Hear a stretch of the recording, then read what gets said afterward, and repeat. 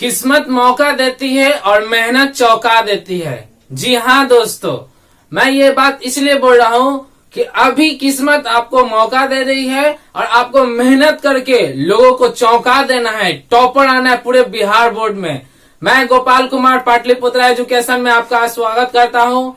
दोस्तों, आज मैं प्रश्नावली 1.2 को डिस्कस करूंगा। इसके पहले मैंने प्रश्नावली 1.2 को क्वेश्चन नंबर 2, 3, 4 और इसके पहले क्वेश्चन नंबर 1 और कुछ उदाहरण को सॉल्व करके समझा करके अच्छे से डिस्क्रिप्शन बोर्ड में आपका नीचे में लिंक डाला हुआ है सारे प्लेलिस्ट। अगर आपने वो नहीं देखा है तो जल्दी से जाकर पहले उसको देख लीजिए, उसके बाद फिर इसको सॉल्व करते हैं। तो चलिए उदाहरण नंबर 5 को सॉल्व करते हैं। क्या है उदाहरण नंबर 5 को बाद में सॉल्व करेंगे, पहले 6 को सॉल्व कर लेते हैं, क्योंकि उदाहरण 5 और क्वेश्चन वो एक आपका उदाहरण ये क्वेश्चन नंबर एग्जाम्पल का जो है प्रश्नावली का जो है वो सेम है। तो पहले उदाहरण नंबर 6 देख लेते हैं, सेम है। उदाहरण नंबर 6 क्या कर रहा है आपका उदाहरण 6, देखिए लिखा हुआ स्क्रीन बोर्ड पे कि संख्याओं 6 और 20 के अभाज्य गुणनखंड विधि से एचसीएफ और एलसीएम ज्ञात कीजिए। यानी कि 6 और 20 का फिर से वही अभाज्य गुणनखंड करना है और एलसीएम और एचसीएफ निकालना है। बिल्कुल आसान है। तो ये आपका उदाहरण है, यहाँ आपका उदाहरण का सॉल्यूशन है। उदाहरण नंबर 6 का सॉल्यूशन कर रहा हूं मैं। तो प्रश्न संख्या फिर से वही चीज है जो कि हम पिछले वीडियो में सॉल्व कर रहे थे, 6 और 20। तो यहाँ क्या करना है, 2 से लगाना है और इसको 2 से लगाना है, आधा करना है, 2 से लगाना है, आधा करना है। 6 2 गुना 3 20, 2 स्क्वायर गुना 5। यहाँ देखिए एचसीएफ आपका 6 20 का जो कॉमन है, जो छोटा है उसको लिखना है। एलसीएम 6 20 का जो कॉमन है, जो बड़ा है उसको लिखना है, जो बच गया उसको भी लिख दीजिए। अब यहाँ पे 4 12 25 60, ये आपका हो गया यहाँ पे समाप्त। बिल्कुल इजी था, बहुत ही आसान शब्दों में आपका था। उदाहरण नंबर 7 है अभाज्य गुणनखंड विधि द्वारा 96 और 404 का एचसीएफ ज्ञात कीजिए। फिर इसके बाद एलसीएम ज्ञात करना है। यानी कि पहले अभाज्य गुणनखंड विधि से 96 और 404 का एचसीएफ निकालेंगे, फिर उसके बाद एलसीएम निकालेंगे। तो पहले निकाल लेते हैं। देखिए उदाहरण नंबर 7 का 96 और 404, तो ये हो गया आपका, आधा करते जाइए।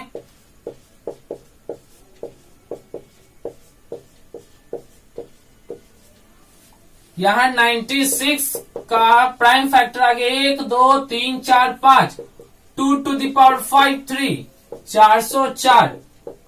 कितना है 404 को 2 से लगाइए, फिर 2 से लगाइए।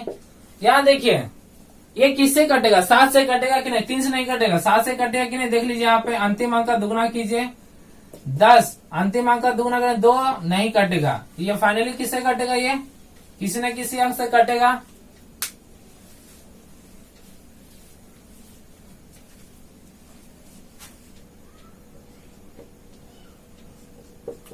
तो यहाँ देखिए आपका 404 का इतना लिखा गया। अब यहाँ एचसीएफ निकालना है, पहले प्रश्न में पहले ही बोल दिया है। तो एचसीएफ ऑफ 96 404 जो कॉमन है, जो छोटा है, जो छोटा ये वाला है 2 का स्क्वायर यानी कि 4, एचसीएफ निकल चुका है। अब बोला, अब इसकी मदद से ये नहीं बोला कि अभाज्य गुणनखंड विधि से एलसीएम निकालना है। कितने लोग अब यहीं पे एलसीएम निकाल देंगे, नहीं वो तरीका नहीं करना है। इसके बाद फिर ये लिखेंगे, अब एलसीएम निकालना है हमको। एलसीएम किसके बीच का निकालना है, तो 96 और 404 के बीच। तो क्या करना है, ये आपको एलसीएम निकालना है। तो फॉर्मूला डायरेक्ट यहीं पे लिख देते हैं हम। क्या होगा, 2 संख्याओं का गुणनफल, 2 संख्याओं का गुणनफल अपॉन एचसीएफ ऑफ, किसका एचसीएफ 96 और 404।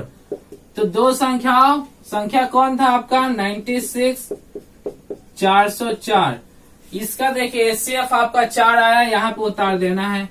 अब काटिए इसको, ये कट जाएगा 101 बार में, तो 96 इंटू 101 मल्टीप्लाई कीजिए। एकदम आसान है, देखिए स्प्लिट मेथड से फिर से इसको सॉल्व कर रहे हैं। 96 को इससे 1 से गुना करेंगे, 96 आ जाएगा। अब फिर ये डबल जीरो यहाँ लिख दीजिए, 96 को 1 से गुना कीजिए और यहाँ लिखिए, यानी कि 96 आपका आंसर यहाँ पे आता है।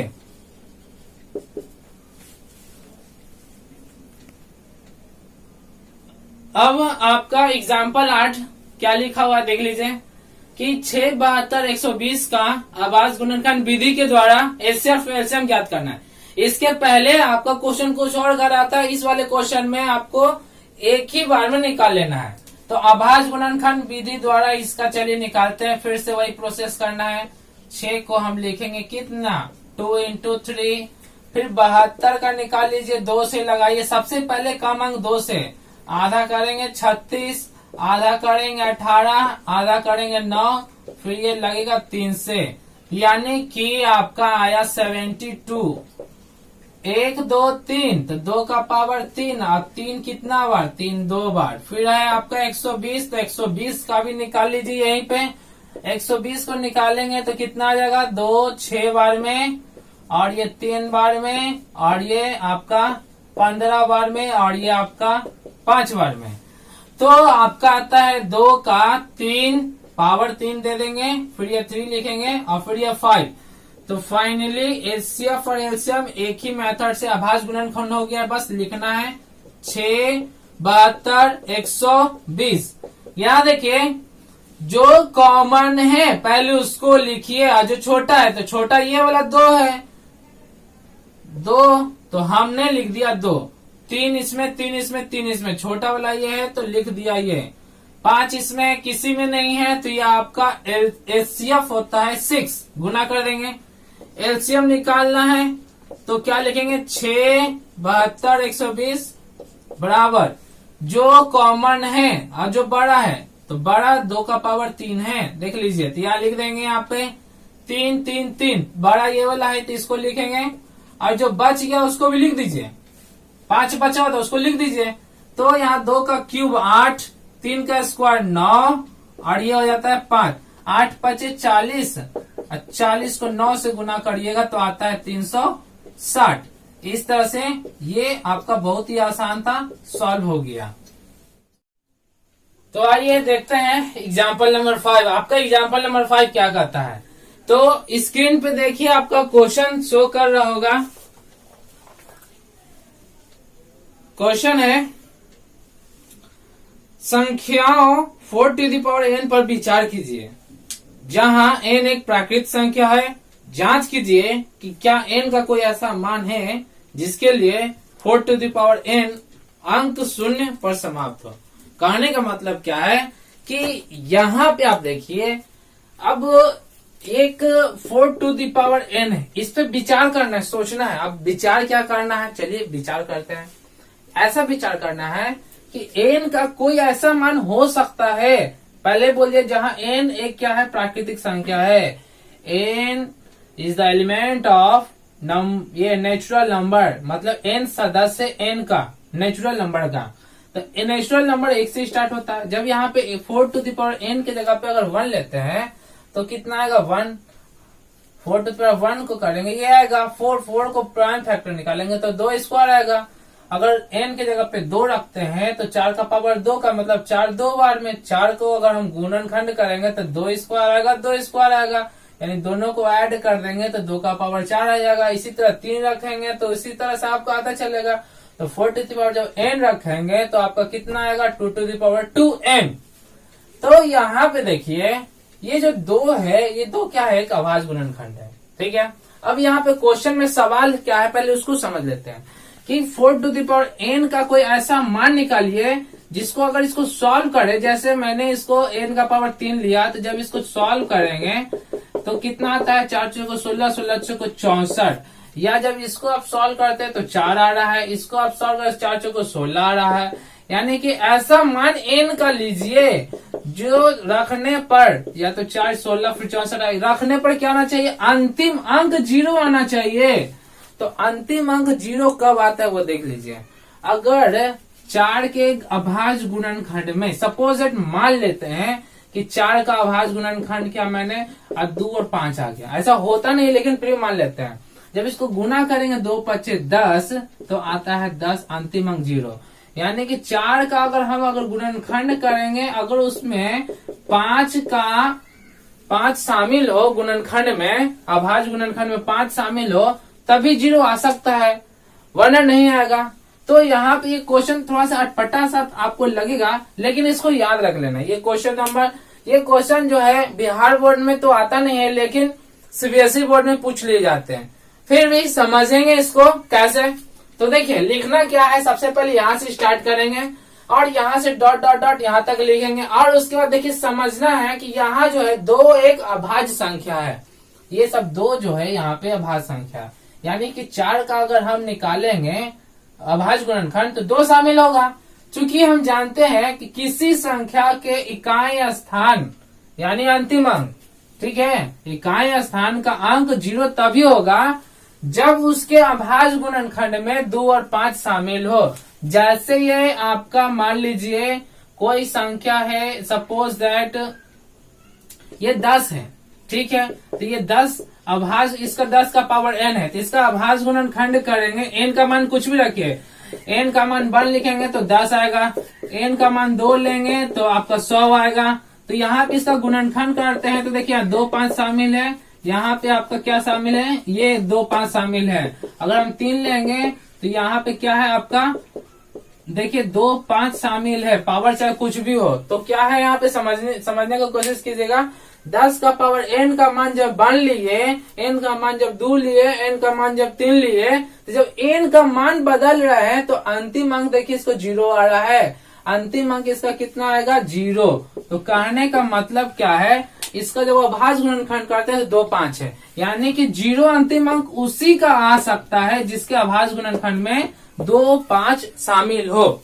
ठीक है, तो ये इम्पॉसिबल वाली बात हो गई कि 4 का अभाज्य गुणनखंड में आपका 2 5 आएगा नहीं, या तो 2 5 एक साथ रहना चाहिए। तो यहाँ देखिए, चूंकि हम जानते हैं कि किसी संख्या की इकाई स्थान अंतिम अंक 0 तभी होगा जब संख्या के अभाज्य गुणनखंड में 2 और 5 के धनात्मक घात मौजूद हो। ये सब धनात्मक घात इस वाले में मौजूद है, इसलिए इसका अंतिम अंक 0 आ रहा है। लेकिन इसका अगर हम तोड़ेंगे तो इसका अंतिम अंक जो आता था, यहाँ पे 4 आता था, 16 आता था, 64 आता था, इम्पॉसिबल है, आएगा ही नहीं। तो चूंकि किसी n के लिए 4n शून्य पर तभी समाप्त होगी जब 4n के अभाज्य गुणनखंड में 2 और 5 दोनों शामिल हो। लेकिन यहाँ 4n के अभाज्य गुणनखंड में अभाज्य संख्या केवल 2 ही शामिल है। यहाँ देखिए अभाज्य संख्या केवल 2 ही शामिल है। ठीक है, तो अतः n का कोई ऐसा मान नहीं हो सकता जिसके लिए 4n अंक शून्य पर समाप्त हो। अब n जहाँ प्राकृतिक संख्या हो, तो इस तरह से ये क्वेश्चन आपका सॉल्व होता है। और यही क्वेश्चन आपको अगर आ जाए एग्जाम में 2 नंबर का, सपोज दैट पूछ लिया जाए, तो आप यही लिखोगे, इसी तरीका से लिखोगे, एकदम आसान शब्दों में आपको समझाने का प्रयास किया गया है। ये आंसर लिख लेना है। तो आइए प्रश्नावली 1.2 का क्वेश्चन नंबर 5 देखते हैं। जैसे उदाहरण नंबर 5 देखे थे वैसे ही क्वेश्चन 5 को देखते हैं। क्वेश्चन देखिए स्क्रीन पे आपके शो कर रहा है। क्वेश्चन है कि जांच कीजिए कि क्या किसी प्राकृत संख्या n के लिए संख्या 6n अंक 0 पर समाप्त हो सकती है। ये आपका क्वेश्चन है। तो यहाँ पे फिर से वही सवाल आता है कि जांच करके बताना है कि 6n का अगर n का मान रखेंगे, जैसे n का मान 1 लिए तो आएगा 2 गुना 3, n का मान 2 लेंगे तो आएगा अभाज्य 6 इंटू 6 यानी कि 2 का स्क्वायर 3 का स्क्वायर। इसी तरह से n का मान कुछ भी ले लीजिए, इसको गुना कीजिए, कितना था 36, इसको गुना करेंगे 6 ही आएगा। यानी इसका अंतिम अंक देखिए, n का मान 2 लिए तो कितना है 6। अगर हम n का मान 3 लेते हैं 6⁻3, अब इसको गुना कीजिए 6 36 और फिर इसको गुना करेंगे तो आता है 216। अंतिम अंक देखिए कितना है 6, अंतिम अंक कितना है 6, अंतिम अंक आ रहा है 6, यानी कि n का कुछ भी मान रखे अंतिम अंक आपका 6 आएगा, 0 कभी नहीं आएगा। तो वही सवाल है, यहाँ पे इसको विचार करके बताना है। तो क्या लिखेंगे, यहाँ पे लिखेंगे इसको, यहाँ पे इस तरह से लिखेंगे कि जब n का मान 1 लगते हैं तो 6 आएगा, यानी 2 गुना 3 आभास गुणनखंड हो जाता है। n क्या है, प्राकृतिक संख्या है यानी सदस्य है। 6 का मान 2 रखते हैं, पावर n रखेंगे, n का मान 2, तो ये आएगा, इसको हम आभास गुणनखंड करेंगे तो 2 गुना 3 इसका भी करेंगे 2 गुना 3, 2 बार है तो 2 का स्क्वायर, 3 2 बार है तो 3 का स्क्वायर। इसी तरह 6 का पावर 3, तो डायरेक्ट आप लिखिए 2 का पावर 3 और 3 का पावर 2, क्योंकि 6 का आभास गुणनखंड 2 3 होता है। अब यहाँ पे क्या करेंगे, इसी तरह से डॉट डॉट n तक जाएंगे, n तक जाने के बाद 2 का पावर n और 3 का पावर n लिखेंगे। तो यहाँ देखिए 6 का आभास गुणनखंड 2 और 3 आता है, तो यहाँ 2 और 3 आभास संख्या है, ठीक है, 2 और 3 क्या है, आभास संख्या। चूंकि हम जानते हैं कि किसी धनात्मक संख्या या संख्या के इकाई स्थान यानी अंतिम अंक 0 तभी होगा जब संख्या का आभास गुणनखंड में 2 और 5 के धनात्मक घात मौजूद हो, 2 और 5 के धनात्मक घात, लेकिन यहाँ पे 2 तो है लेकिन 5 नहीं है, तो यानी कि 2 के अलावा 5 भी रहना चाहिए था। लेकिन यहाँ 6 टू द पावर n के आभास गुणनखंड 2n और 3 टू द पावर n के अलावा कोई दूसरी आभास संख्या नहीं है या नहीं हो सकती, इसीलिए 5 जो है 6 टू द पावर n का आभास गुणनखंड नहीं होगा, यानी कि गुणनखंड नहीं हो सकता। अतः 6 टू द पावर n का अंतिम अंक 0 तभी हो सकता है, ठीक है, जब उसका आभास संख्या 5 शामिल हो, लेकिन तो है नहीं। लेकिन फाइनली यहाँ पे लिख देंगे, जब ये लिख दिया तो इतना लिख करके फाइनली आंसर को लिख देंगे। अतः यहाँ पे क्या होता है कि 6 टू द पावर n का इकाई अंक 0 नहीं है, जहाँ n क्या है, सदस्य n का। इस तरह से इस क्वेश्चन को इस तरह से सॉल्व करते हैं और आसान शब्दों में लिख करके इसको याद कर लेना है, 2 बार 3 बार प्रैक्टिस कर लीजिएगा, याद हो जाएगा। आइए क्वेश्चन नंबर 6 देखते हैं। क्वेश्चन नंबर 6 क्या है, लिखा हुआ है 7 into 11 into 13 plus 13, 7 into 6 into 5 into 4 into 3 into 2 into 1 plus 5। इसको व्याख्या करना है कि ये भाज्य संख्या क्यों है, ये आपका क्वेश्चन नंबर 6 कर रहा है। तो भाज्य संख्या क्यों है, इसको जानने के लिए पहले एक बात आप जानिए कि कोई भी भाज्य संख्या वो उसका अभाज्य संख्या का गुणनफल के रूप में रहता है। अर्थात कहने का मतलब क्या है कि सबसे पहले मैंने पढ़ाया था कि अभाज्य संख्या के गुणनफल के रूप में यानी भाज्य संख्या होता है। अर्थात इसको ऐसे क्या, एकदम आसान शब्दों में, कि कोई भी भाज्य संख्या को अभाज्य संख्या के गुणनखंड के गुणनफल के रूप में लिखा जा सकता है। तो यहाँ पे अगर ये भाज्य संख्या, इसको साबित करना है तो इसको सॉल्व करके आप अभाज्य संख्या के गुणनखंड के रूप में ले आइए, इसको भी आप अभाज्य संख्या के गुणनखंड के रूप में ले आइए, तो ये साबित हो जाएगा कि ये आपका भाज्य संख्या है या नहीं है। तो चलिए इसको प्रूफ करना है, तो इसको हम क्या करते हैं, ए मान लेते हैं। तो लिख देंगे माना कि ए बराबर 7 इंटू 11 इंटू 13 प्लस 13। अब इसको सॉल्व कर लीजिए, इस पूरे को गुना करके 13 जोड़िए, या आप यहाँ से इस तरह से भी इसको सॉल्व कर सकते हैं, 7 इंटू 11 प्लस 13। जब आप इसको सॉल्व करिएगा तो 11 7 77 और 13 तो कॉमन ले चुके यहाँ पे, तो यहाँ पे 1 बचेगा, 11 7 77 1 78। अब जब इसका प्राइम फैक्टर निकालेंगे तो आएगा 2 गुना 3 गुना 13, क्योंकि 13 6 78 होता है, तो 13 दूनी 6, 13 6 78 गुणनखंड कर दिए। इसको हम ऐसे भी लिख सकते हैं, अरेंज करके लिख दिए। अब यहाँ पे देखिए उसको भी मान लेते हैं बी, तो क्या है 7 into 6 into 5 into 4 into 3 into 7 6 5 4 3 2 1 plus 5।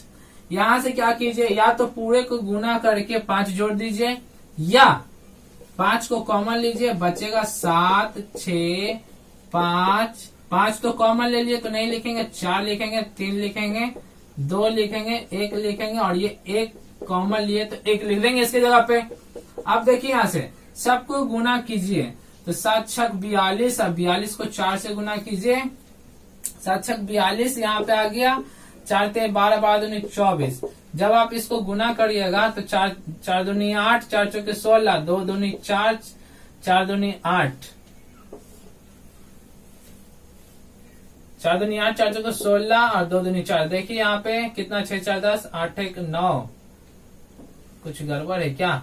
6 4 10, 8 1 9 1 10, सही तो है यहाँ पे 1008। तो यानी कि यहाँ पे लिखेंगे, इस पूरे को गुना करेंगे तो आएगा 1008 प्लस 1, यानी कि आता है 1008 में 1 जोड़ देंगे तो आएगा 9। अब देखिए ये यहाँ पे आपका निकल चुका है। यहाँ देखिए पूरे को सॉल्व कीजिएगा तो आपका यही प्राइम फैक्टराइजेशन मिलेगा, पूरे को सॉल्व कीजिएगा तो यही मिलेगा। चाहे आप इसको इस तरह से बनाइए या पूरा गुना कर कैसे कीजिए, अंतिम में आपको यही प्राइम फैक्टर निकालना है। तो यहाँ पे इस तरह से निकल चुका है। अब लिखना क्या है, देखिए पहले ही बता चुका था, ए यानी इस पूरे को मैंने ए मान लिया, इस पूरे को मैंने बी मान लिया। तो अब हम इतना ना बोल के बी बोलेंगे शॉर्टकट में और इतना ना बोल के ए बोलेंगे। तो यहाँ लिखेंगे क्या कि चूंकि ए और बी क्या है, अभाज्य संख्याओं के गुणनफल है। ए और बी क्या है, अभाज्य संख्या के गुणनफल है, इसीलिए ए और बी क्या है, भाज्य है। ये आपका व्याख्या हो गया या प्रूफ हो गया, या आपका उत्तर कंप्लीट होता है। चलिए क्वेश्चन नंबर 7 देखते हैं क्या कह रहा है। प्रश्न संख्या 7 है, किसी खेल के मैदान के चारों ओर एक वृत्ताकार